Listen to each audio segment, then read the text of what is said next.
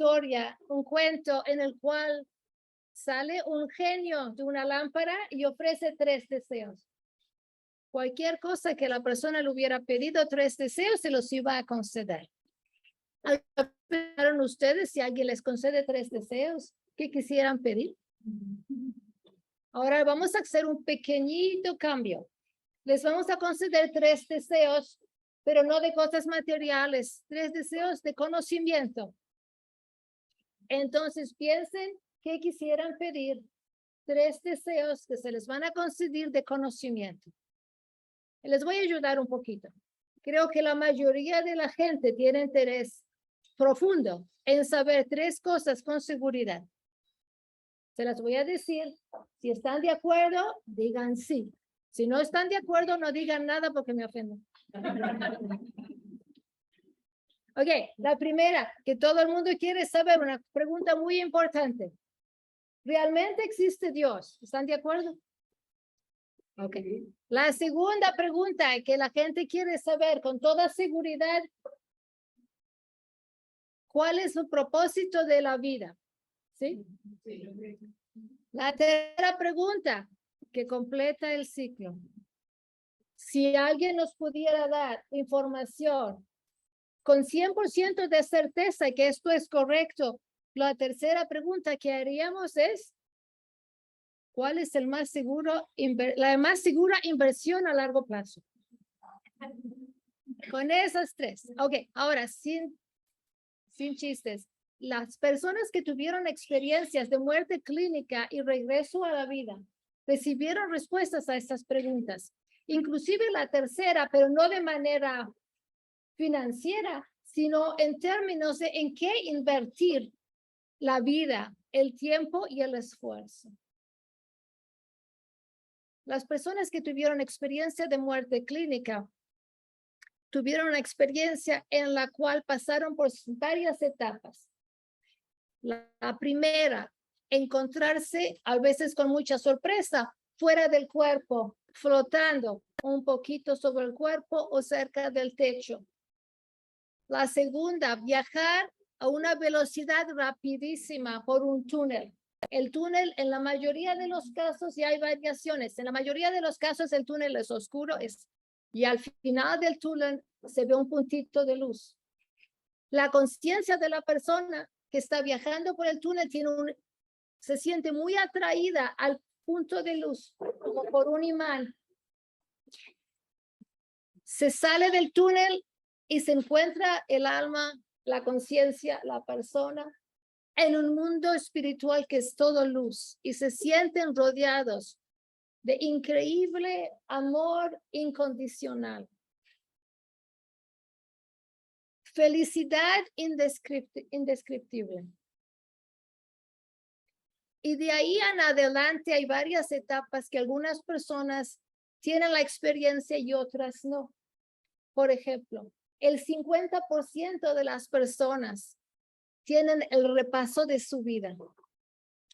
Otras no. Pero hay que tener en mente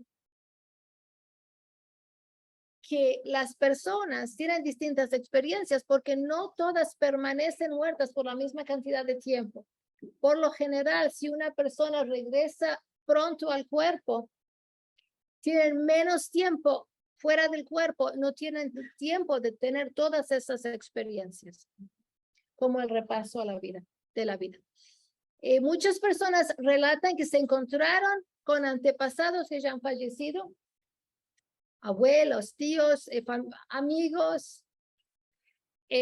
Algunas hablan de los seres de luz que encontraron allí, que comúnmente algunos los llaman ángeles, pero no necesariamente en la mayoría de los casos, no angelitos blancos con alas, sino simplemente presencias de luz con una conciencia.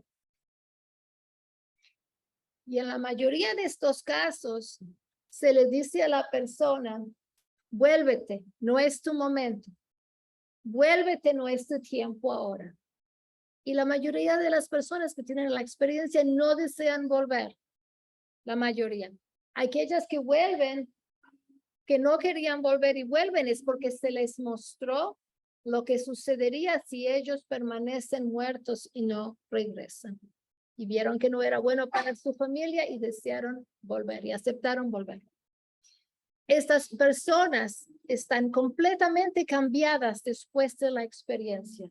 Su vida se transforma de una manera muy, muy radical. Y sin más hablar, vamos a ir directamente ahora a los relatos que yo escuché. Los relatos que les voy a contar hoy, a no ser que les diga otra cosa, son relatos que escuché directamente de la boca de la persona que les sucedió o de un pariente o amigo muy cercano que lo escucharon directo de la persona.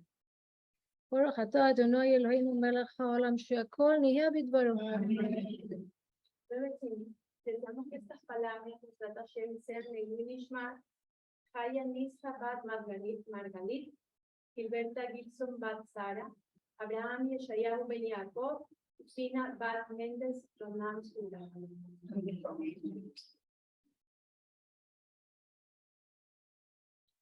Mi amiga se llama Liba y vive en Toronto. Cuando Liba tenía unos 20 años más o menos, quiso ir a nadar a una piscina. Subió la escalera para saltar del trampolín. Cuando la persona que estaba frente a ella saltó del trampolín a la piscina, la escalera se desmoronó. Y Liba, que estaba arriba de todo, como unos 10 metros de altura, se cayó de ahí y se golpeó la cabeza contra el piso de cemento y murió inmediatamente. Liba me contó que se encontró flotando sobre su cuerpo, sobre la piscina, sobre la escalera, bien arriba, y mirando todo como quien mira una película, sin emoción. No le molestaba estar separada de su cuerpo y nada más miraba a la gente, gritaba, corría, llamaba a una ambulancia y el cuerpo de ella estaba ahí rodeado de sangre en el piso y ella no se sintió emocionada por eso, simplemente miraba como un espectador. Después de esto empezó a elevarse, subir. Viajó atravesando el túnel y salió del túnel en el mundo de luz. En este momento, mi amiga Liba se encontró frente a un tribunal, lo que en hebreo llamamos un Beit Din, un tribunal que la iban a juzgar, pero no iban a juzgar su vida para ver si había vivido bien o no. Lo que estaban juzgando era para decidir si se quedaba muerta y se quedaba allí arriba o si volvía a su cuerpo. Ella describió que el tribunal, los jueces estaban sentados como en un semicírculo. Los de la derecha decían, y ella no entendió sus palabras, pero entendió sus ideas. No sabe qué idioma hablaban, pero sí entendió lo que decían. Los que estaban a la derecha decían, pero es muy joven, falleció repentinamente muy joven, dejémosla que vuelva, que regrese a su cuerpo y que viva su vida. Los jueces de la izquierda decían, no, ya se murió, ya vino aquí, se tiene que quedar aquí. En el centro había un ser que emitía una luz tan poderosa, tan fuerte, que ella dijo, no alcancé a discernir quién era o qué rostro tenía o quién había dentro de esta gran luz. Los seres que estaban en el tribunal hablaron, los de la derecha, los de la izquierda, los de la derecha, los de la izquierda. El ser de luz en el centro golpeó sobre algo como una mesa y con ese golpe Liba supo que la decisión era que ella se quedaba allá arriba. Y estaba bien, no le pareció mal. En ese momento, de pronto, entró en ese lugar, entró una luz muy fuerte. Y Liba dijo, me llamó la atención y me di vuelta hacia el lado para ver quién es. Y miré la luz y aunque esta luz era tan poderosa que parecía como el sol, de todos modos pude ver quién era esa luz, quién estaba dentro de esa luz. Era mi abuelita. Y me sorprendió. Mi abuelita había fallecido unos años antes. Y pensé, Bobby, ¿qué estás haciendo aquí? Y mi abuelita empezó a hablar con los jueces y les dijo, pero les habló en Yiddish. Y Liba dijo, yo no entiendo Yiddish, así que no entendí todo lo que ella dijo, nomás entendí la idea. Ella les pedía que yo soy muy joven, que me deje regresar a mi cuerpo, que me deje regresar a mi vida. Esta abuelita lloraba y pedía por favor a los jueces por su nieta. ¿Por qué tenía la abuela esa luz? Muchas gracias. Esa luz tan poderosa. Entonces, Liba me contó sobre su abuela. Dijo, mi abuela vivió durante la época de la Segunda Guerra Mundial. Y ella vivía en Norteamérica. Cada vez que se enteraba que venía un barco de Europa con judíos que se escapaban del Holocausto, ella iba al puerto y estaba parada en el puerto esperando que llegue el barco para saludar a esa gente. No tenía dinero para darles, no tenía trabajo ni departamentos para darles, pero tenía amor y bondad. Y ella recibía a cada persona que venía escapando de Europa con amor y bondad. Y les decía, no se preocupen, bienvenidos, bienvenidos, no se preocupen, aquí nadie va a tratar de matarlos, aquí van a estar bien, los vamos a ayudar, van a conseguir trabajo, van a tener departamento, van a tener todo, no se preocupen, va a salir todo adelante. Y les ofrecía su amor y su sonrisa y su calidez. Y esto sucedió durante todo el tiempo de la guerra. Cuando terminó la guerra, la abuelita siguió haciendo actos de amor y bondad por gente que conocía y por gente que no conocía. Cuando sus hijos ya habían crecido y se habían casado y quedaban solo la abuelita y el abuelo en la casa, el abuelo sabía que si alguna noche él llegaba a su casa y la abuela no estaba, que su cena estaba esperándolo dentro del horno y que su esposa estaba yendo de casa en casa, ayudando a los demás. Si alguien estaba en el hospital, los iba a visitar. Si una señora tenía un bebé, iba a la casa y le ayudaba con los otros niños y le preparaba la cena. Y le ayudaba hasta que se reponía. Y así pasó toda su vida. Ahora entendió Liba que la luz que venía, esa enorme luz que tenía su abuela, era por los actos de bondad que había hecho durante toda su vida. Voy a hacer un paréntesis dentro de esta historia para saltar a otra muy, muy breve. En otra historia, a una mujer que estuvo muy enferma y falleció, pero era joven, pero falleció de esa enfermedad.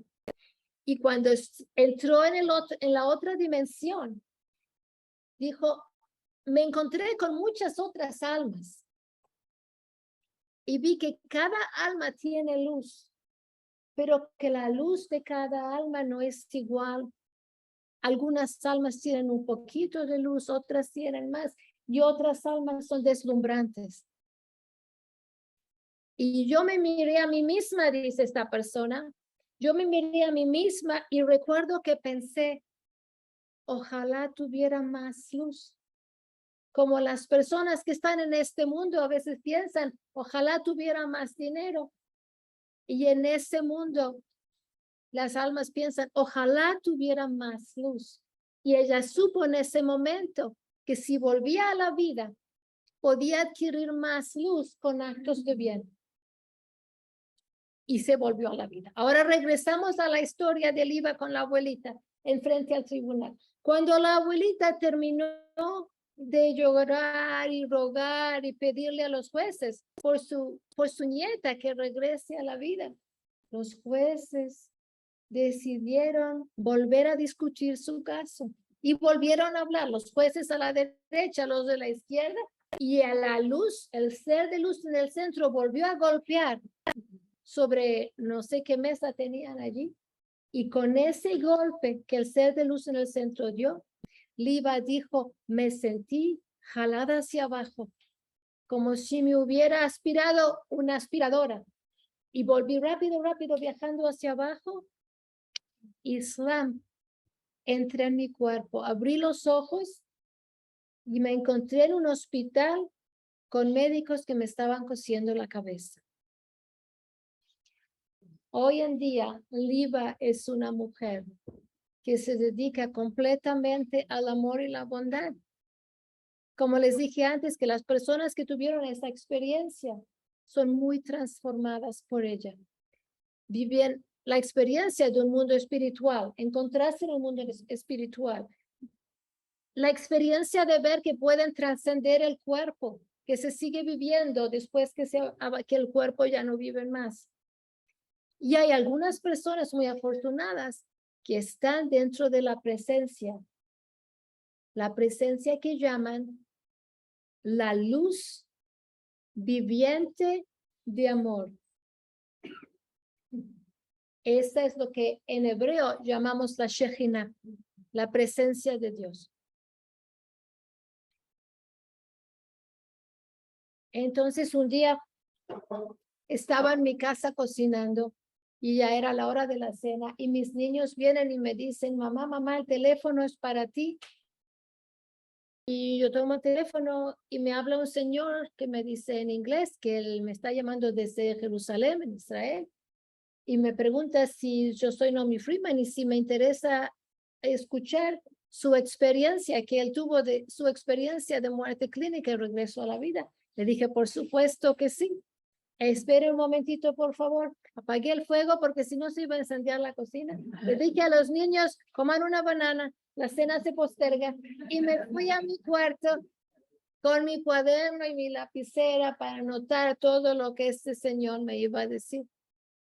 Now, mi amiga Liva me permite que use su nombre. Este señor me pidió que quiere mantener su privacidad y que no use su nombre, por lo cual voy a llamarlo Eli, que no es su nombre verdadero, pero para tener un nombre lo llamamos Eli. Eli me contó muchas cosas. Estuvimos al teléfono 1 hora, pero lo que quiero compartir con ustedes es su experiencia de regreso de la muerte. Eli tenía 17 años, era un muchacho de Estados Unidos que había ido a estudiar en la secundaria en una escuela en Israel para jóvenes de habla inglesa. Y él tenía un amigo 1 año mayor que él, que terminó la secundaria antes que él. Y este amigo se volvía a su casa en otro país. Y un grupo de unos 30 adolescentes de esta escuela fueron al aeropuerto con él a despedirlo, con guitarras y tambores y celebrando. Y él era muy amigo de este otro muchacho. Estaban todos en el aeropuerto y de pronto, por el altoparlante, hacen un anuncio. Se cancelan todos los vuelos por la guerra. Esto era durante la guerra de Yom Kippur. Y en ese momento se cerró el aeropuerto. Y el muchacho que estaba por viajar dijo, yo no me vuelvo porque no sé cuándo va a salir mi avión. Tengo miedo de perdérmelo. Me quedo en el aeropuerto hasta que salga el avión. Entonces sus compañeros le dijeron, nosotros nos quedamos también, te hacemos compañía hasta que salga tu avión. Y bueno, ahí se quedaron todos. Y pasó tiempo. Mientras tanto, él dijo, me sentí muy cansado y vi que me estaba por dormir. No quise dormirme porque digo, si lo llaman a mi amigo y se va al avión, no voy a estar con él en el momento en que se va, quiero estar con él cuando se va. Entonces me paré y empecé a caminar ida y vuelta. Y otro de mis compañeros se me acerca y dice, Eli, ¿qué te pasa? ¿Por qué andas ida y vuelta así? Y le digo, no me quiero dormir. Entonces me dije, no te preocupes, aquí en mi bolsillo tengo unas píldoras, las puedes tomar. Estas son píldoras de dieta y te van a despertar. Es como tomar mucho café, mucho. Hoy en día estas píldoras son ilegales, está prohibido venderlas. Pero esto estamos en los 1970 y esas píldoras se usaban. Entonces el amigo le dio toda la botellita. Y él tomó las píldoras, se tomó 2 y a los 20 minutos dijo, qué bien que me siento, ya no tengo más sueño. Perfecto. Y bueno, pasó un rato más y después de unas horas él se sintió cansado de nuevo, pero dijo, no es problema, tengo más píldoras y se tomó otras 2. Ese huevo puso 2 días y medio y él no quería dormir. ¿Para qué va a dormir si tiene las píldoras? Entonces, cada tantas horas, cuando le daba sueño, se tomaba 2 píldoras más. ¿Se dan cuenta ustedes que no era esto una situación muy saludable? Y que si él hubiera sabido, no las hubiera tomado. pero él tenía 17 años y no sabía las consecuencias. Después de 2 días de tomar estas píldoras, él dijo, me sentí muy mal, me di cuenta que tenía que sentarme y que me costaba respirar. Me senté en una silla cerca de mis compañeros y me di cuenta que no podía respirar. Quise gritar para pedir auxilio, pero si uno no puede respirar, no puede gritar tampoco. Lo próximo que me di cuenta después de esta experiencia fue que estaba cerca del techo y a la esquina del cuarto. Y estaba mirando a todos mis amigos que estaban sentados en sillas en el aeropuerto. En una de las sillas había un cuerpo que me resultó muy familiar. Era mi cuerpo. Y yo lo estaba mirando todo desde arriba. De pronto, completa oscuridad.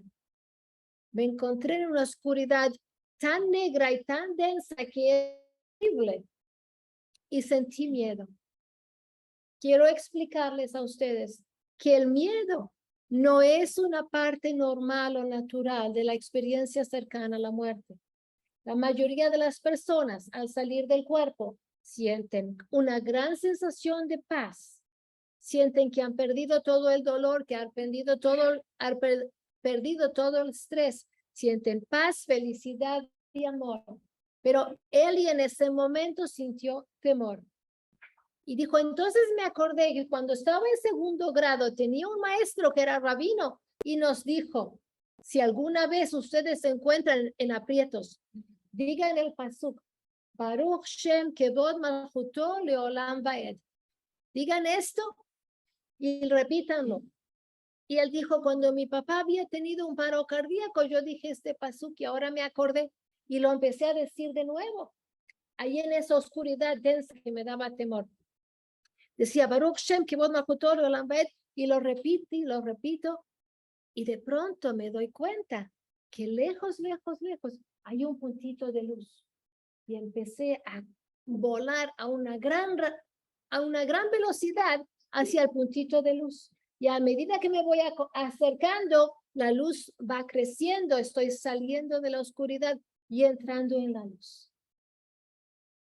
Me encontré frente a una presencia que era toda luz y todo amor. Y entendí que esta es la Shejina, la presencia divina. Si usted quiere entender, me dijo, ¿qué es lo que yo sentí cuando estuve enfrente de la luz que me daba ese amor? Imagínese todas las experiencias de felicidad que tuvo en su vida entera, en toda su vida. Junte todas las experiencias de felicidad de su vida entera. Haga un gran paquete de felicidad con todas las experiencias de felicidad de toda la vida. Multiplíquelo por 1.000.000 por lo menos. Multiplique toda su felicidad por 1.000.000. Esa era la felicidad que yo sentí cuando estuve frente a la luz que vive y da amor. Y no sé cuánto tiempo estuve allí, porque en ese mundo no hay sensación de tiempo. Y por cierto que no hay relojes. Estuve allí y de pronto me transporté a otro lado, sin caminar, sin volar, sin nada. De pronto estuve en otro lado. Y en ese otro lado me encontré con personas que no había visto nunca antes en toda mi vida. Ni siquiera había visto sus fotografías, pero cuando las vi, las reconocí, supe, esos son mis abuelos que murieron en el Holocausto. Y me recibieron y me dieron gran amor y yo les di amor a ellos y estábamos tan felices de volver a estar juntos, aunque nunca nos habíamos conocido. Tampoco sé cuánto tiempo estuve ahí, pero después, bang, estoy en un tercer lugar dentro de esa dimensión. Y en ese lugar me encuentro frente a un Beit Din, a un tribunal. Me hicieron sentir cómodo, no sentí ningún temor frente a estos jueces, me recibieron bien, con amor. Y frente a estos jueces miré toda mi vida, vi la película de toda mi vida, todo lo que hice, bien y no bien. En ese momento, al ver el repaso de mi vida, tuve una experiencia muy poderosa y muy singular. Al ver cada experiencia, sentí en mi propio ser, en mi propia esencia, cada emoción que yo causé a otra persona. Sentí todo lo que las otras personas sintieron por causa mía, desde mi infancia hasta la muerte. Pero al ver todas las experiencias, una experiencia resaltó, estaba como iluminada, como que me dijeran, mira esto es importante, esto es lo mejor que hiciste en toda tu vida. ¿Qué era? Cuando yo estaba en la escuela, en mi escuela había bullies. Los bullies atacaban a los niños más débiles, más indefensos. Yo no les tenía miedo a los bullies. Yo enfrenté a los bullies para defender a los niños menores y más débiles. Eso se vio como lo mejor que hice en toda mi vida y lo más importante. Y entonces terminó el repaso de mi vida y yo empecé a gritar. ¿Pero cómo? ¿Qué va a pasar? ¿Qué va a hacer con mi papá y con mi mamá? ¿Y qué va a hacer con mis hermanas? Y yo tenía solo 17 años. Hay tanto que quería hacer con mi vida. Y cuando terminé de gritar esas palabras, abrí los ojos y me encontré dentro de mi cuerpo en el aeropuerto. Y no lo podía creer. Pensé, fue un sueño, fue una alucinación por las pastillas que tomé. Me levanté de la silla y empecé a caminar. Y pensaba mucho sobre lo que me acababa de suceder, si era verdad o no. Y me di cuenta que al estar en el otro mundo, sentía que esa es la verdadera vida y que la vida que tuve dentro de mi cuerpo era más como un sueño del cual me despertaba al salir del cuerpo y llegar al otro mundo. También me acordé que no había podido respirar, que había dejado de respirar. Me levanté y caminaba por el aeropuerto cuando uno de mis amigos se me acercó y me susurró en el oído, Eli, lo que acaba de sucederte, no se lo cuentes a nadie. Tal vez dentro de muchos años, pero ahora no. También me di cuenta que ese día, y solo ese día, después de la experiencia, yo podía ver el aura de las personas, el campo de energía que rodea el cuerpo de las personas. Dentro de ese aeropuerto, todos los que estaban ahí, la mayoría de las personas tenía un aura roja, pero había un anciano yemenita que era pequeñito y tenía un aura completamente plateada, como si fuera de luz plateada, increíblemente gran luz. Y nadie sabía esto, solo yo que podía ver en ese momento el aura de las personas. Después de esto, pasé los años siguientes pensando mucho sobre mi experiencia que transformó mi vida completamente. Hay que notar también que a veces las personas tienen un sueño un poco distinto, pero que los sueños no cambian radicalmente como uno vive su vida. Y Eli transformó su manera de vivir. Terminó la escuela, fue a la universidad, se recibió, volvió a Israel, incrementó su práctica espiritual, se juntó a un grupo jasídico, que es interesante, que no es de Chabad, yo soy de Chabad y él no. Y dijo, hoy en día, mis amigos no saben mi experiencia. Se la conté solo a mi Rebe, a mi esposa y a usted, a nadie más. Mis amigos no saben mi experiencia y mis amigos se ríen de mí. Y me dicen, Eli, ¿por qué no te quedas un poco más en tu oficina y trabajas un poco más y ganas un poco más de dinero? Siempre estás corriendo para ayudar a alguien. Si no corres aquí, corres allí, siempre estás ayudando a alguien. ¿Por qué no trabajas un poco más y ganas un poco más de dinero? Y yo me río de mis amigos, porque yo sé, cuando estuve en ese mundo, yo vi que cada mitzvah que yo hago es como un diamante que me pertenece a mí para siempre. ¿Cómo voy a dejar de obtener todos esos diamantes por hacer unos dólares más? En estas dos historias hemos visto que el amor y la bondad tienen un efecto muy, muy poderoso en el alma y que es una luz que uno lleva consigo que le dura para siempre. Hay una frase que me gusta mucho y que no sé de dónde salió, de quién la dijo primero, pero me gusta mucho porque describe la situación muy bien. Y dice, la vida es el tiempo que Dios nos da para determinar cómo vamos a pasar la eternidad. Hace poco estuve en Israel a visitar a mi hija en Beersheba y hablé ahí para la comunidad de habla inglesa de Beersheba. Cuando terminé, se me acercó una pareja, que él es médico, doctor, y la esposa es psicóloga. Y me dijeron que vinieron, se mudaron a Beersheba de Estados Unidos y que en la ciudad donde ellos vivieron, en Estados Unidos, había un hombre que tuvo una experiencia de muerte clínica con paro cardíaco y que se había transformado mucho. Y ellos se sintieron emocionados por el cambio en su amigo. Y me contaron así. Este hombre era una persona muy buena. Era un judío que cumplía con toda la Torah, con todas las mitzvot. Era buen padre y buen marido. Se dedicaba a su familia. Y también era un hombre de negocios con mucho éxito.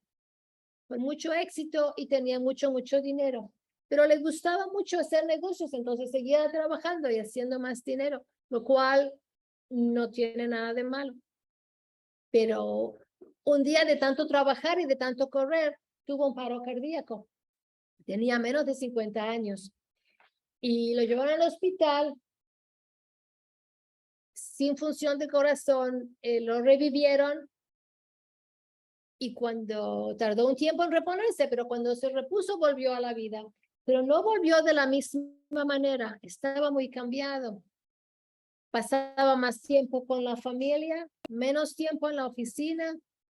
Y aunque siempre había sido una persona muy buena, ahora estaba más tranquilo, más contento, más feliz.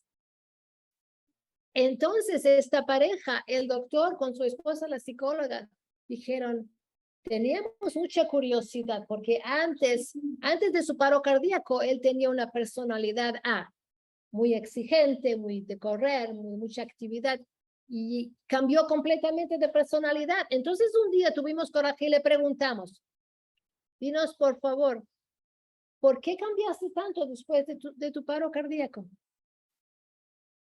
Y él les dijo así, todo aquello por lo que nos preocupamos en esta vida no tiene importancia. ¿Qué está diciendo? Y les repitió, todo aquello por lo que nos preocupamos en esta vida, nada de eso tiene importancia. Y entonces, ¿qué es lo que tiene importancia? Les voy a decir qué es lo que tiene importancia. Cuando yo estuve muerto por el paro cardíaco, estuve en otra dimensión y vi el repaso de toda mi vida.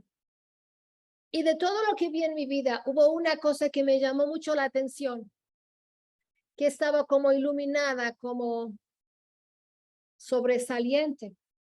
Un día yo iba manejando mi carro, yendo a una junta de negocios, y vi que había una señora mayor que empujaba un carrito con su ropa para ir a la lavandería donde iba a lavar su ropa.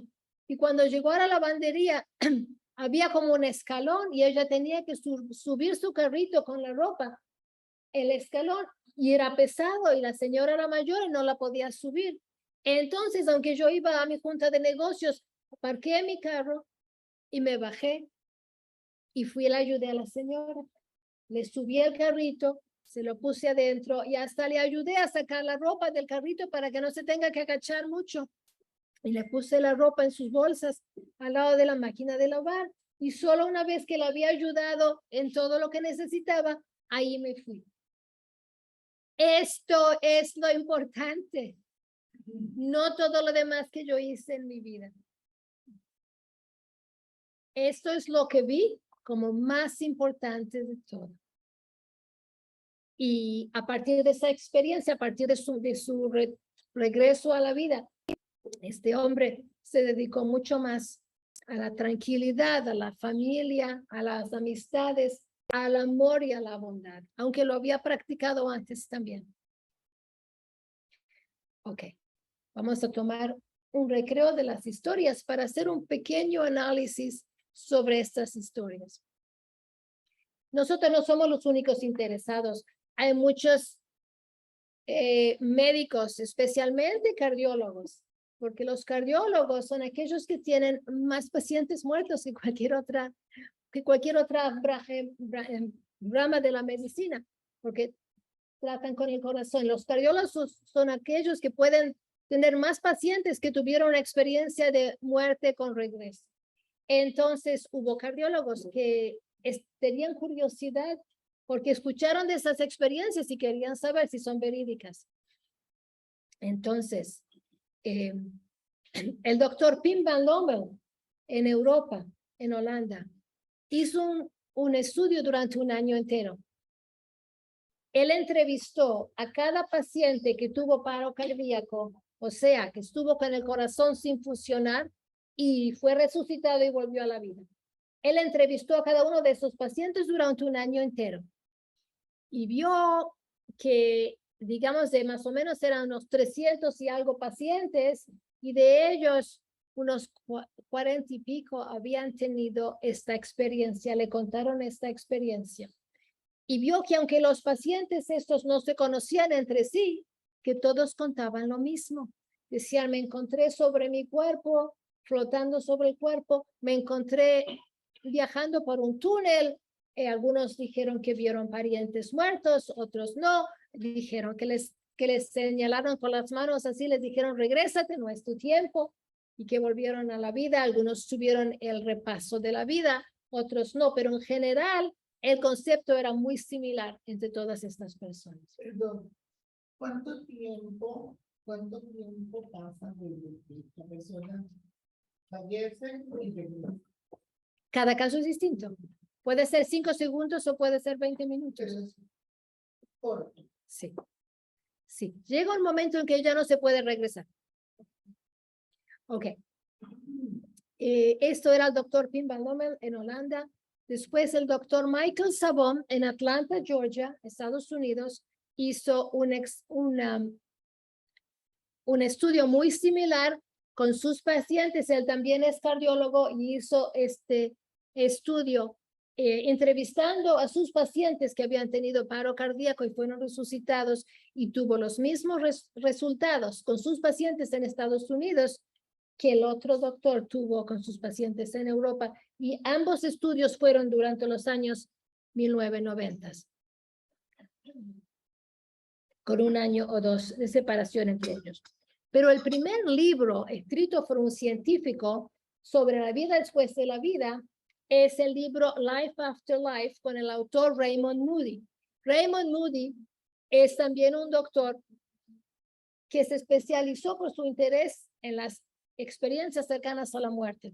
Raymond Moody entrevistó a muchísima gente y consiguió 100 personas que habían tenido una experiencia de muerte clínica y regreso a la vida. Y escribió su libro, que se los recomiendo si les interesa el tema, Life After Life, o Vida Después de la Vida, por Raymond Moody, donde él cuenta en análisis de cada una de las etapas de que tienen estas personas en su experiencia fuera del cuerpo. En los libros de origen judío, como el Talmud y el Zohar, también se mencionan, o sea, el Talmud, ustedes saben que tiene 2000 años, y también se menciona en el Talmud experiencias de muerte clínica y regreso a la vida. Por ejemplo, se cuenta en el Talmud la historia de Rabbi Yossi, el hijo de Rabbi Yoshua ben Levi. Y el hijo de Rabbi Yossi se enfermó y estaba en la cama moribundo. Su padre, Rabbi Yoshua ben Levi, estaba al lado de él. Este relato está escrito en el Talmud, en el Tratado Pesajim, en la página 50. Y el hijo por un momento murió, dejó de respirar y el padre notó que él había muerto. Pero el padre se quedó al lado de él y unos minutos después el hijo regresó a la vida. Cuando el hijo regresó a la vida, el padre quiso saber de la experiencia y le dijo el padre al hijo, Maraita, what did you see? ¿Qué es lo que viste? ¿Qué es lo que viste? Y el hijo le dijo, vi un mundo al revés. Olam hafuch raiti. Vi un mundo al revés. ¿Qué quiere decir un mundo al revés? Aquellos que estaban por encima en este mundo, no necesariamente siempre estaban en lo alto allí. Muchos que estaban arriba aquí estaban abajo allí, y muchos que estaban abajo en este mundo están arriba en el otro mundo. Quiere decir que personas a veces en este mundo son famosas porque son actores de televisión o de cine, o que juegan un deporte y se distinguen en jugar al deporte y por eso son famosas, o que tienen mucho dinero, o que tienen mucho éxito en su profesión. Y en el otro mundo eso ni se lo mira. Pero hay personas en este mundo que son muy humildes, pero se dedican a ayudar al prójimo. Pueden ser maestras o enfermeros o personas o médicos o personas que se dedican a cualquier profesión, pero dentro de su profesión buscan cómo puedo ayudar yo a los demás. Y esas son las personas que estaban arriba. Y dijo otra cosa más. Dijo, también escuché una voz y la voz decía, Ashrei mi sheba lekan betalmudo beyado. Afortunado el que llega aquí, el que viene aquí y su conocimiento, su estudio está con él. Quiere decir que adquirió sabiduría, que estudió y adquirió sabiduría. Entonces, esto le dijo el hijo al padre. Y el padre le respondió, no viste un mundo al revés, viste un mundo al derecho, porque eso es lo que en verdad vale. Ahora quiero compartir con ustedes una historia que pasó en nuestro tiempo, pero ilustra la historia que les conté del Talmud de 2000 años atrás. Años atrás yo vivía con mi familia en Toronto y había un rabino en Toronto, el rabino Mendel Grukovsky, que se mudó a Israel y abrió un centro de Chabad en Israel, en Rehovot. Pero como su mamá vivía en Toronto todos los años, él venía a visitar Toronto, a visitar a su mamá. Y un año, y generalmente le pedían que hable para la comunidad. Y un año él habló un Motzai Shabbat, un sábado a la noche, y yo estaba presente y contó una historia que a él mismo le sorprendió mucho cuando le sucedió. Dijo así, yo hace muchos años que estoy en Rehovot, en Israel, en mi centro de Chabad, y un día vino una señora mayor que se introdujo y dijo, hola rabino, me llamo Sara, yo hablo inglés porque también vine de un país que habla inglés. Rabino, yo quiero mucho estudiar Torah, pero acá es Israel y todas las clases de Torah son en hebreo. Y yo ya estoy mayor, no puedo aprender un idioma nuevo en este momento de mi vida. Entonces, usted sabe inglés, rabino, ¿podría dar una clase de Torah en inglés para que entienda yo también? El rabino le dijo, sí, Sara, ¿cómo no? Tú organizas la clase y yo la enseño, ¿ok? Y ella dijo, sí, ok. Entonces, ¿qué hizo Sara? Sacó su libreta de teléfonos que había en esa época y llamó a todas las personas que conocía de habla inglesa y organizó un shiur de Torah, una clase de Torah. Y todos los lunes a las 7:30 de la noche se reunían todos en el centro de Chabad del rabino Grukovsky y él les daba su clase de Torah en inglés. Y esto sucedió durante unos años. La gente se hizo amigos, tenían su propia fiesta de Hanukkah y su propia fiesta de Purim. Y todo muy bonito. Después de unos años, vino Sara un día al rabino y le dijo, rabino, me vine a despedir. Oh, Sara, ¿dónde vas? Le dijo, bueno, ya estoy muy anciana, no puedo vivir sola, me voy a vivir con mi hijo en Tel Aviv. Oh, te vamos a extrañar mucho, Sara, que te vaya muy bien. Muchas gracias por haber organizado la clase de Torah. Y Sara se despidió y se fue. Durante 2 años no escuchó nada al rabino de Sara. Después de 2 años, un día le suena el teléfono. Hola, sí, habla el rabino Glukovsky. Sí, era un hombre. El hombre le dice, rabino Glukovsky, yo soy el hijo de Sara. ¿Se acuerda de mi mamá? Sí, ¿cómo no me voy a acordar de tu mamá? ¿Cómo está? El hombre le dijo que su mamá hacía 2 días que estaba en el hospital en coma y que había estado inconsciente durante 2 días. Pero rabino, hoy mi mamá abrió los ojos y lo primero que dijo es, ¿dónde está el rabino Glukovsky? Rabino, por favor, venga a ver a mi mamá. Los médicos no le dan más de unas horas. Seguro. Dígame nomás dónde está su mamá. El rabino anotó qué hospital y qué cuarto. Le dijo a su secretaria que cancele todos sus asuntos para esa tarde. Saltó en el coche y salió corriendo para Tel Aviv.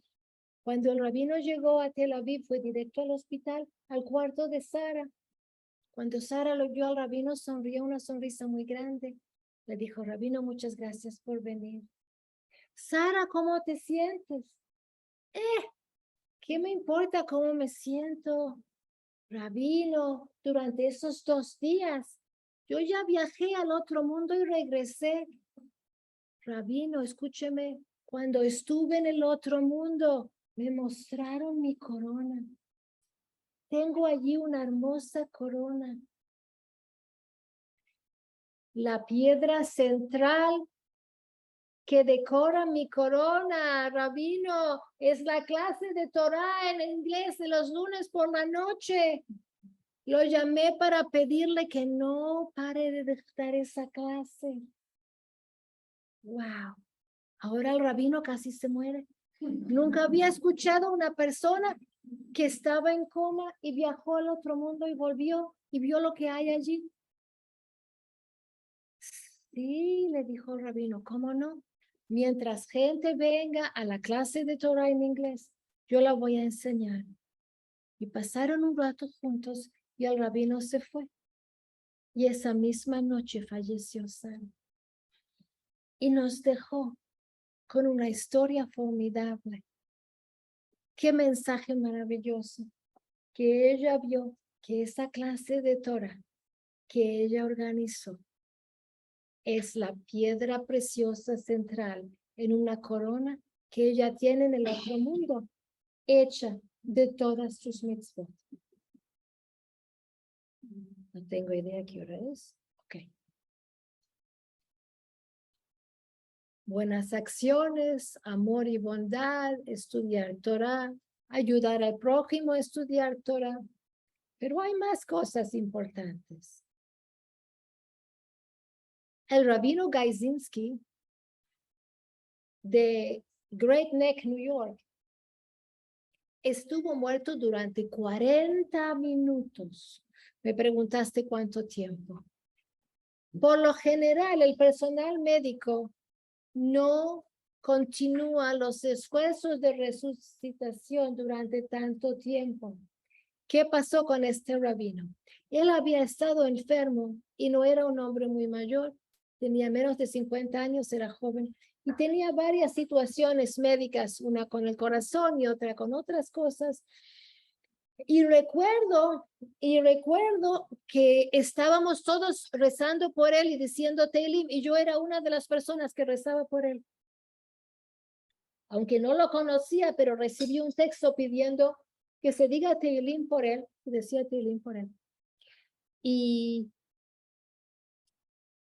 el médico que estaba en el grupo que trataba de resucitarlo, dijo, nunca traté nunca seguí esfuerzos de resucitación con paro cardíaco por 40 minutos por tanto tiempo, pero en este caso yo soy amigo personal de la familia del rabino y no me daba el corazón para salir y decirle a la familia que no hay nada más que se pueda hacer. Entonces seguimos los esfuerzos de resucitación 40 minutos hasta que él volvió a la vida.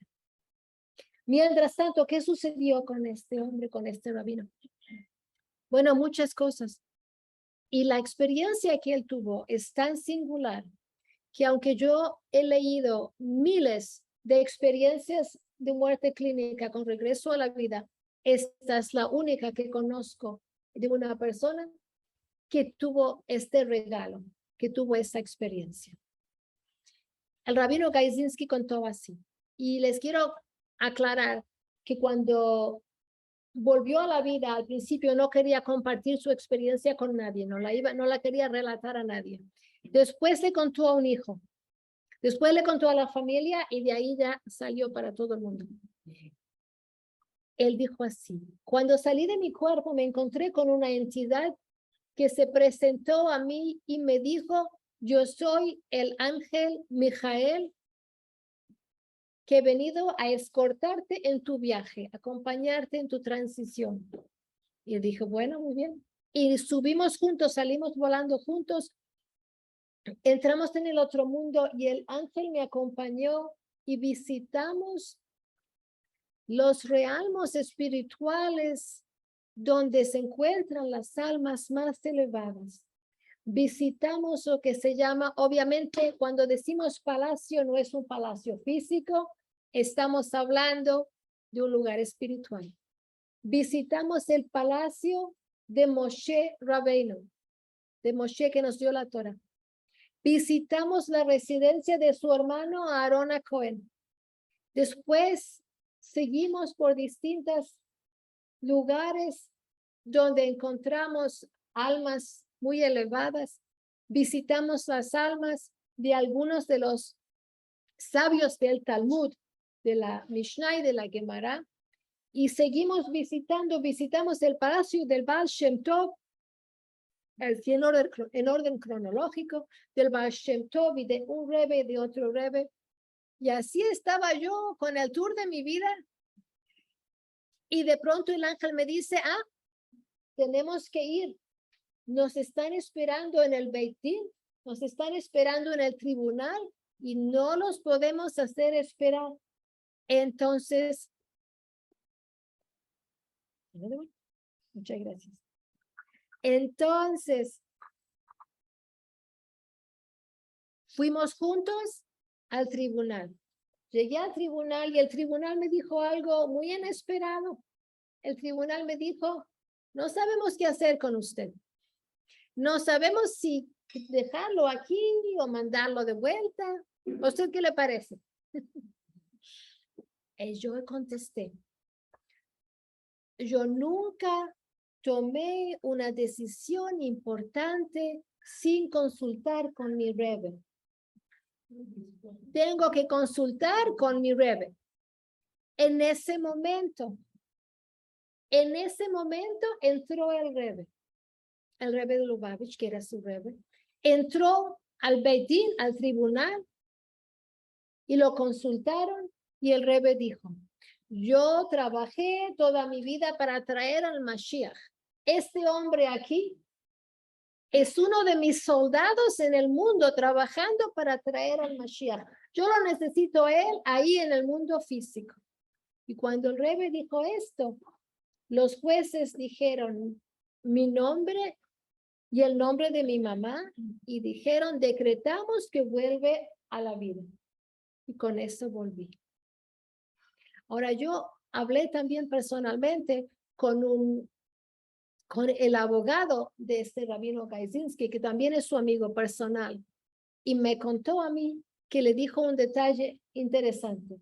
Le dijo, cuando yo estaba en el otro mundo y mucha gente estaba rezando por mí y diciendo Teilim por mí, escuché cada voz y cada palabra que se decía de rezos por mi salud y por mi recuperación. Escuché cada voz y cada palabra. El poder de la tefila.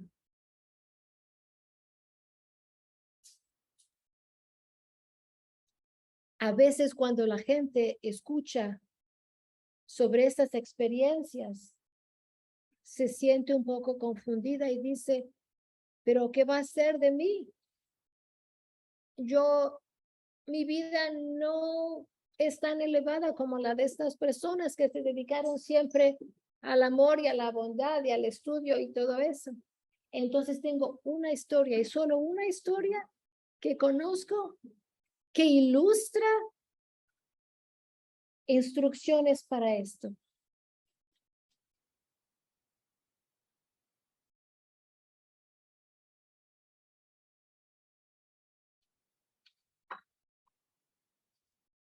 Una mujer se murió y subió a la otra dimensión y no tuvo un repaso de la vida típico con ver una película de toda su vida.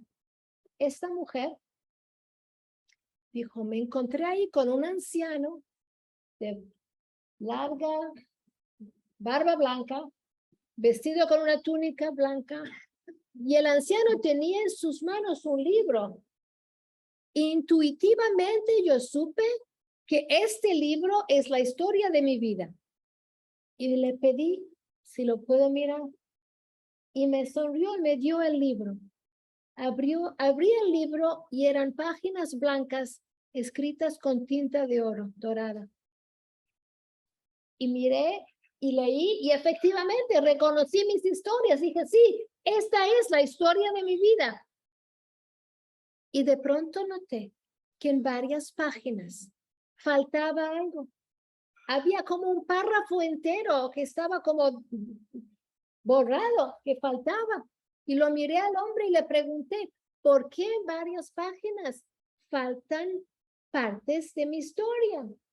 Y él me sonrió de nuevo y me dijo, son cosas que tú hiciste, que no estaban bien, pero tú te arrepentiste y las corregiste. Están borradas de la historia de tu vida.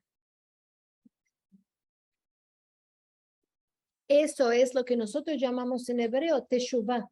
Cuando una persona decide que quieren cambiar lo que hicieron antes y de ahora en adelante va a ser todo distinto.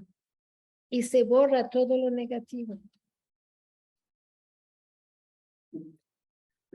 Una de las historias más conmovedoras de las primeras historias que escuché en los primeros años de mis estudios, son ahora aproximadamente unos 12 años desde que empecé a estudiar experiencias cercanas a la muerte.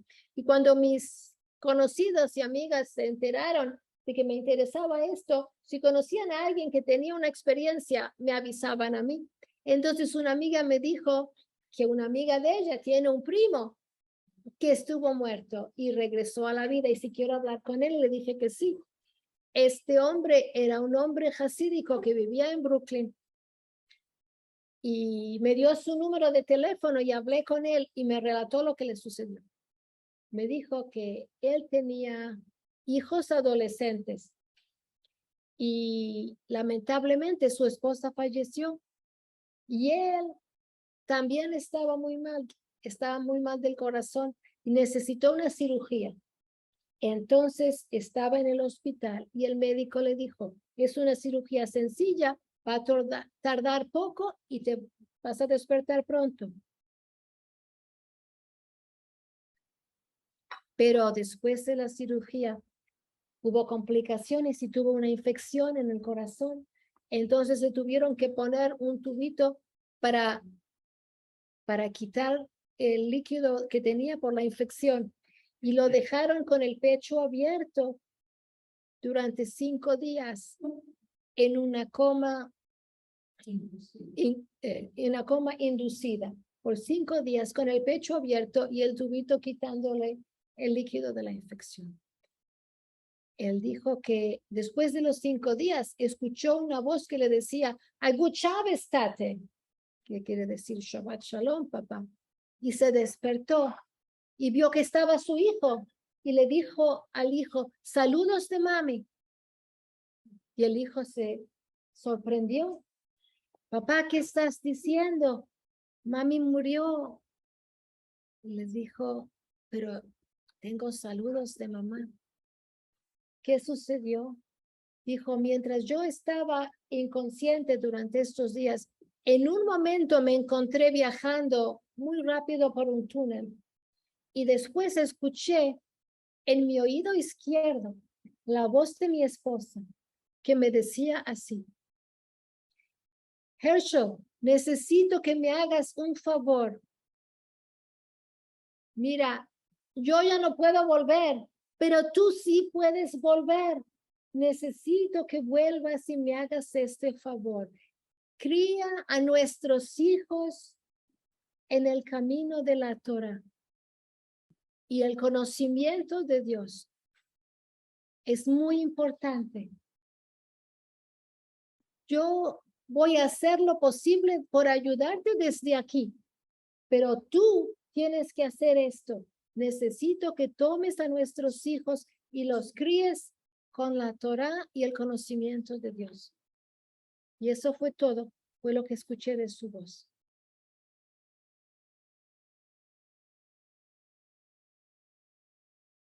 Esta mujer que ya había llegado al otro mundo, vio cosas que nosotros no vemos.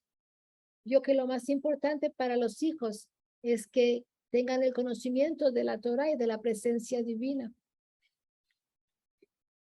Y ella quiso que eso sea lo que tengan sus hijos. Tal vez ustedes saben que una vez que una persona muere, ya no puede adquirir nada más. O sea, la cantidad de luz que tenemos, la cantidad de poder espiritual, de riqueza que tenemos cuando llegamos al otro mundo, ya no se puede adquirir más. Una vez que el cuerpo se separa del alma, ya no se pueden hacer más mitzvot, estudiar más Torah, pero los hijos lo pueden hacer.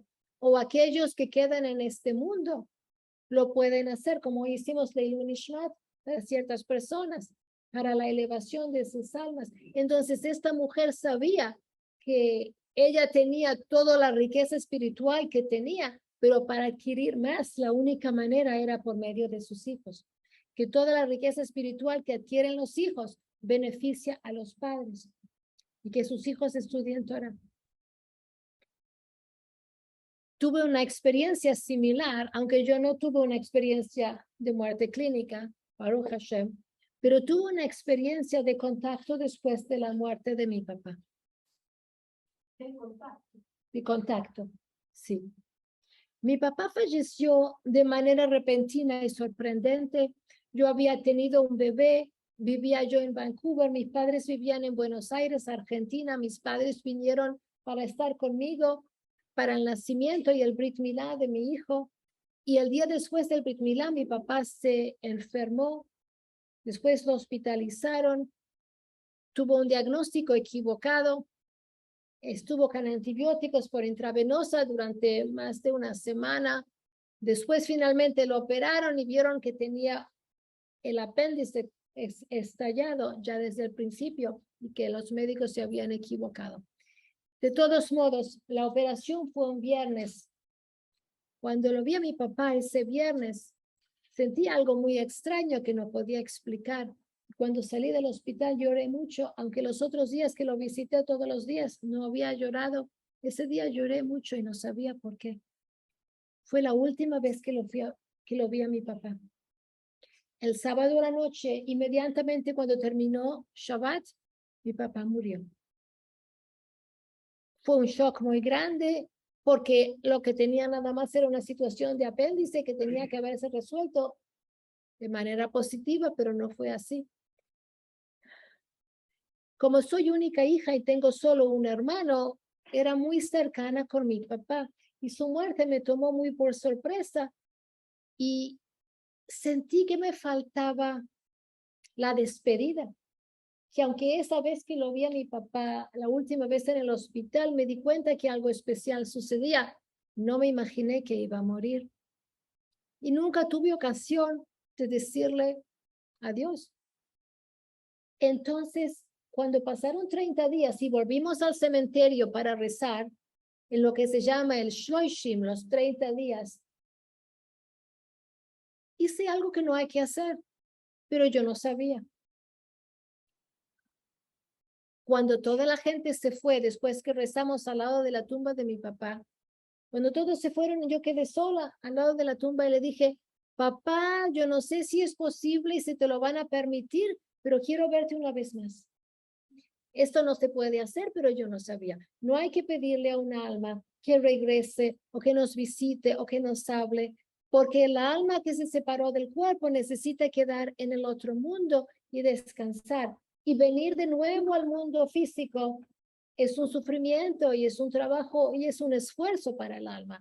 Entonces no hay que hacer eso, pero yo en ese momento no sabía y le pedí así.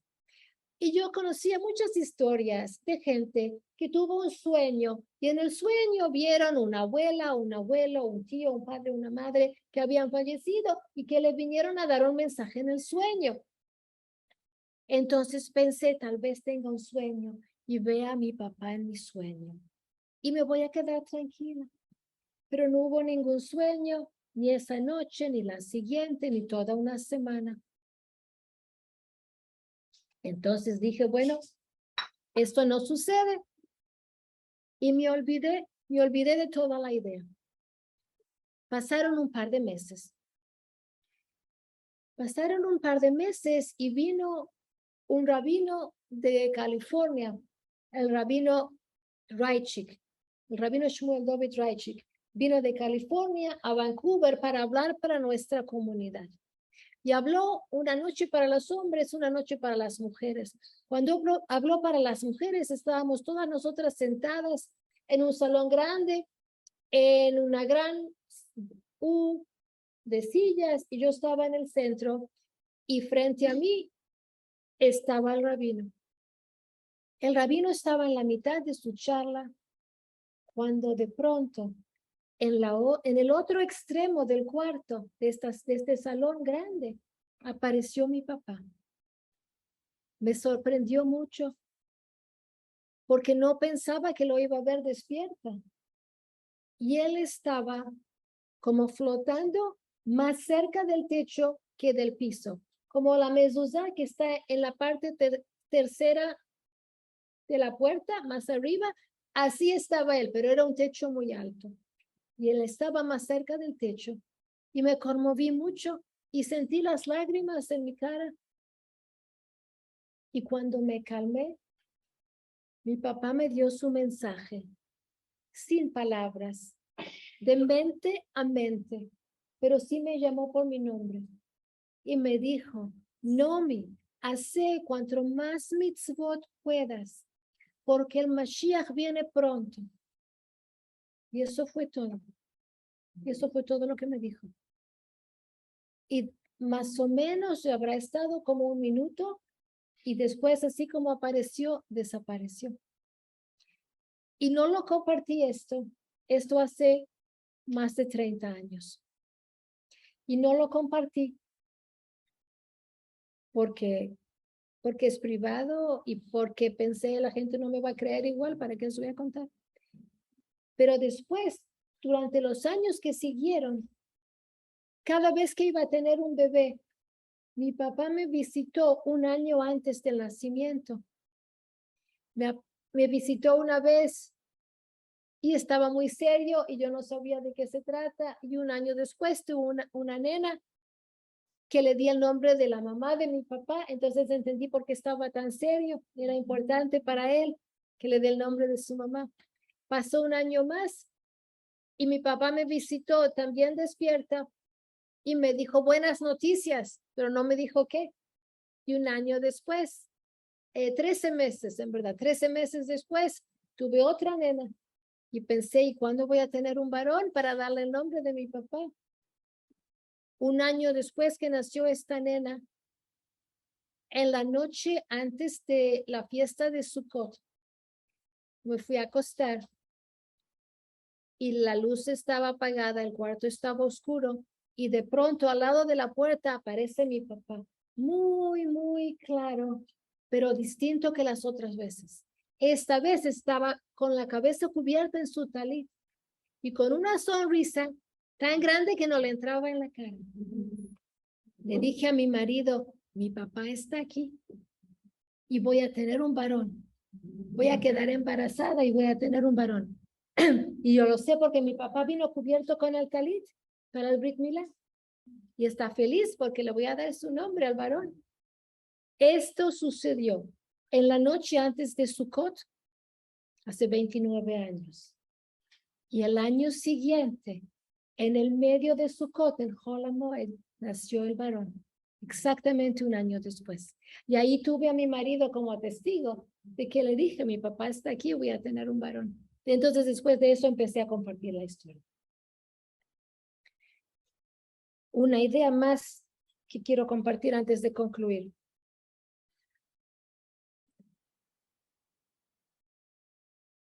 Una persona que tuvo una de esas experiencias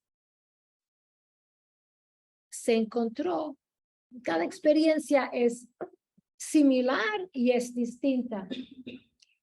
Y una persona que tuvo una de estas experiencias dijo, me encontré en un cuarto completamente oscuro y había como un gran escritorio.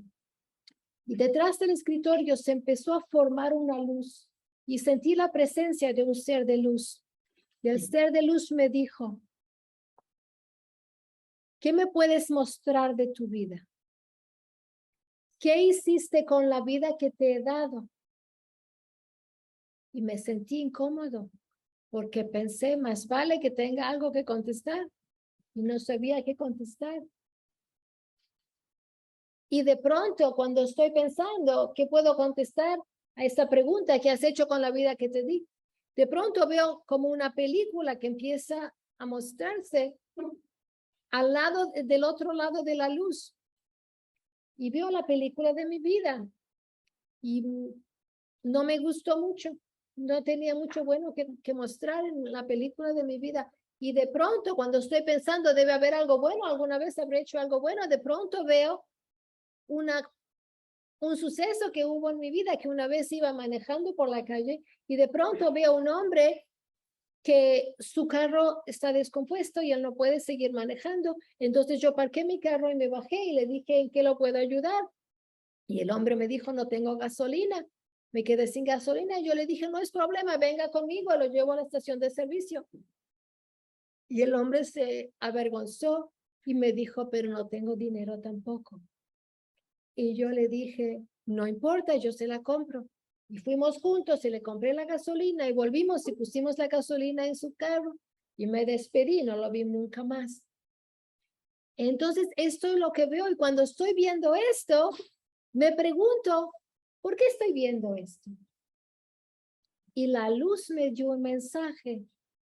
El mensaje era, esta es la esencia del bien, porque no tenías ningún motivo personal para ayudar a un desconocido. Él nunca te iba a poder volver a pagar el favor. Era una persona que viste una vez en tu vida y entonces cuando lo ayudaste, hiciste un acto de bien con amor al prójimo, lo hiciste sin ningún motivo personal. Entonces, esto es la esencia del bien. Entonces la luz le dijo, ahora tienes que regresar y compartir tu historia para que otros aprendan de ti. Y también le dijo otras cosas, le dijo, los médicos van a querer operarte de la espalda, pero no te operes. Cuando nos necesites, te vamos a venir a ayudar. Y con eso se abrieron unas puertas y él sintió como que lo jalaban, como si él fuera polvo y una aspiradora lo aspiraba y salió y atravesó todo ese mundo y bajó violentamente y cayó dentro de su cuerpo. Y es una historia muy larga, no podía caminar, se había roto la espalda, entonces no podía mover las piernas, se arrastró sobre los brazos y los codos hasta llegar desde donde estaba hasta la ruta y se desfalleció varias veces en el camino. Cuando llegó a la ruta pasaba un carro con su suegro y el suegro lo encontró y lo levantó, lo llevó al hospital. Y así como él dijo, así como le dijo la luz, los médicos le dijeron que necesitaba cirugía en la espalda. Él dijo, no. ¿Por qué no? Si no tienes cirugía no vas a poder caminar nunca. Y él dijo, no cirugía. Y la mujer y la hija y los médicos, todos trataban de convencerlo, pero él se acordaba que la luz le dijo que no se haga cirugía. Cuando todos se fueron y los médicos estaban muy enojados con él, cuando todos se fueron y quedó solo en su cuarto, en la oscuridad de la noche, se puso a llorar y dijo, porque tuve una alucinación cuando estaba sin conocimiento de que una luz me dijo, por eso no estoy dejando que los médicos me hagan la cirugía. No sé qué hacer, y lloraba. Y de pronto se formó una luz en su cuarto de hospital que estaba completamente oscuro. Se formó como una órbita pequeña de luz en el cuarto y le dijo, no te preocupes, va a estar todo bien. Y no se dejó operar. Y estuvo en el hospital 6 meses sin poder caminar. Después de 6 meses, recuperó la sensación en los dedos de los pies y dijo, quiero caminar. Y la enfermera llamó al médico, lo llevaron a una sala de rehabilitación donde tenían una máquina donde él podía tomarse de las barras de los 2 lados y muy lentamente volvió a caminar. Pero nos dejó ese mensaje, que vuelva al mundo y nos cuente lo que pasa cuando uno va al más allá. Ahora, podemos hablar toda la noche, pero escribí algunas ideas que me parecieron importantes, que la gente que tuvo experiencia de muerte clínica con regreso a la vida compartió con nosotros. Una de ellas es, tenemos un creador que tiene amor infinito e incondicional por cada persona, por cada uno de nosotros. Cuando salimos del cuerpo, nos damos cuenta que no hay tú y yo y ustedes y ellos. Cuando salimos del cuerpo, nos damos cuenta que todos somos uno. Y nos damos cuenta cuando vemos el repaso a la vida que es imposible causar daño a otra persona sin causarnos daño a nosotros mismos.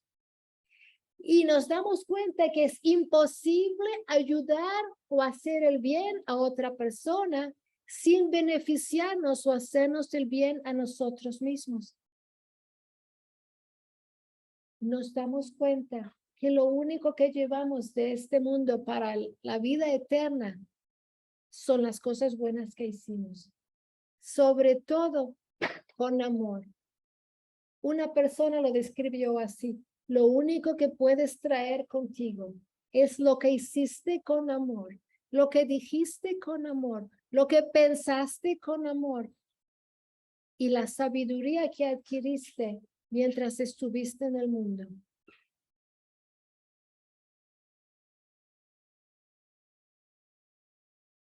No los quiero asustar, pero una de las cosas que estas personas aprendieron es que se ven que somos responsables por cada una de nuestras acciones con todos los detalles.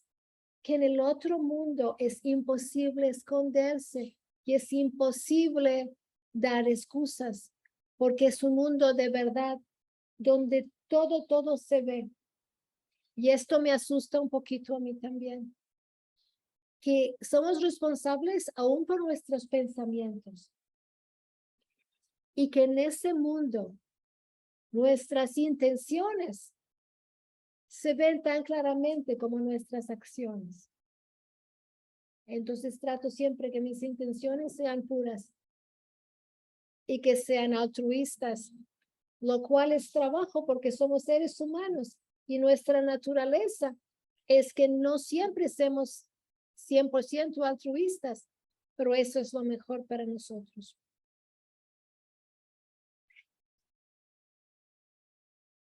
Quiero concluir, pero vamos a abrir para preguntas.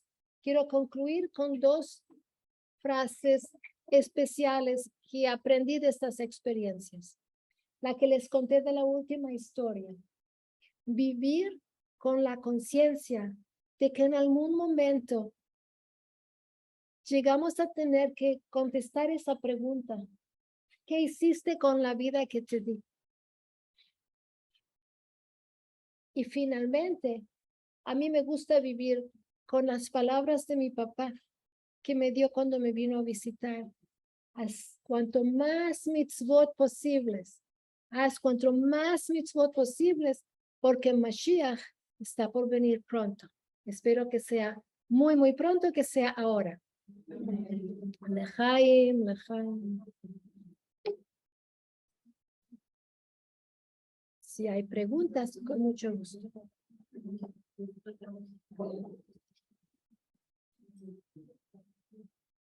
Digamos, cuando usted dice que, digamos, una persona se le aparece uno en el sueño diciendo algo, ¿es verdadero o es el subconsciente de uno? Digamos, cuando falleció mi papá, yo vivía aquí, vivía en Panamá. Y yo llegué, y cuando yo llegué, él no estaba consciente y falleció en la noche. Y yo siempre me quedé con esa angustia de que no sabía si él supo que yo vine o que yo estaba con él ahí. Y después de un tiempo, él se me apareció en el sueño y me dijo, no te preocupes, yo sé que tú estabas ahí. Entonces, pregunto, ¿eso es el subconsciente de uno o es realidad o qué? ¿A ti qué te parece? No sé. Digo, me tranquilizó, de que me tranquilizó, porque siempre me quedé con esa angustia. Pero, no sé. Cuando uno ve el alma de un fallecido en un sueño, si el sueño es significativo, que tiene un mensaje importante, entonces podemos asumir que lo más posible es que realmente sea ese alma que nos vino a visitar. Lo más posible. ¿Alguna pregunta? Yo quiero contar Conta. una experiencia Sí, por favor. que vivió mi hermana hace muchos, muchos años. Tenía las niñas muy pequeñas. Y en la finca la picó una avispa y tuvo un choque anafiláctico. Ella cayó muerta. Y Miriam dice que ella vio el túnel, estaba en el túnel, y la luz al fondo. Y ella veía el cuerpo de ella tirado en la tierra, en la finca. Me sintió una paz grandísima, acercándose a la luz. Pero en eso, la chiquita, la mayor, que era podía tener 2, 3 años, Karen, empezó a gritar, mamá, mamá, mamá. Y al gritar, la niña, mi hermana regresó. Pero ella estuvo muerta unos segundos, no sé cuánto. Estuvo en el túnel y vio la luz. Y avanzó. En algunos casos, muchas gracias por compartir. En algunos casos hubo personas que dijeron que retornaron porque el amor de una persona los trajo de vuelta. Así que sí, fue con sus hijos. Pero dice mi hija que tenía como 10 años, Karen. Oh. Okay. Tu hermana.